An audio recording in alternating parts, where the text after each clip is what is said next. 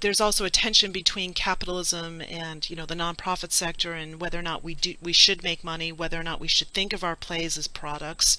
Hmm. As looking at the publishing world, they tend to think of it as this is a product, but in that product, within that framework, great art can happen. Hmm. But whereas Hmm. theater seems to sort of rebel against the idea of this is the system we're working in. You know what I mean? Yeah, yeah. And part of it is if you go back, one of the things that I uncovered when I was doing that research, that book that never got written, um, is that the early regional theater movement, Margot Jones and Zelda Fitzlander, particularly the anecdote that I came across was about Fitzlander Hmm. at the Arena. Um, the early years of the Arena stage, they always broke even. Hmm. They always were sustainable. And then that Baumel and Bowen study came out that said that the arts, it could not make a profit.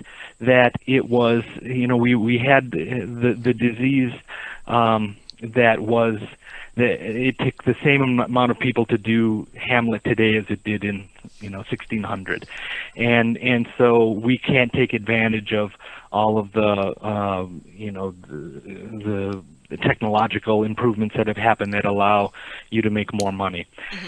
So what's interesting is that the minute that came out, Zelda Fitzlander and the Arena stage started running deficits Mm. because they had a justification now. It's impossible to do it. Right. And I'm not totally certain that that's the case. Now, I do think that it's probably the case that it's very, very difficult for them to maintain a sustainable budget in these monster buildings that are being created. Right. And in this, whatever it is, a 6-play season or whatever. Right. I think there needs to be a little bit more creativity there. But I don't know that it's true that all of the arts are doomed to running in red ink constantly. And you're exactly right? I mean, the publishing has done it. You can create art within a structure that is sustainable in some ways. Looking at especially the indie publishing scene, it seems as though the structure of theater, focuses on the institutions rather than the artists. Hmm. Whereas artists really don't Hmm. develop followings unless they're one of the very few who get their Right. plays produced throughout the country. It just Well, seems and like, yeah, continue. Go ahead. they did that. I mean, they did that to us in the '90s during the anti-NEA backlash, Hmm. when they said that we'll no longer give money to individuals that had to go to institutions. And so suddenly we ended up with lots and lots of institutions because we needed a place to funnel money through. Right.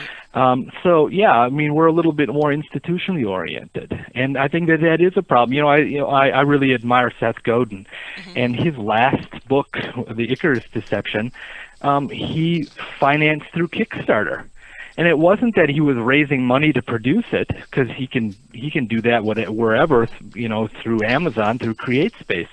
But what he wanted to do was, he said, create a tribe, Hmm. a group of people who pre-bought the book Hmm. to be part of the supportive, and he wanted to raise $40,000 for that tribe. He raised $287,000. Mm. Right. So and his point is that the hardest books to sell are the first 10,000, and so he wanted to Yeah. create a situation where he sold the first 10,000 books.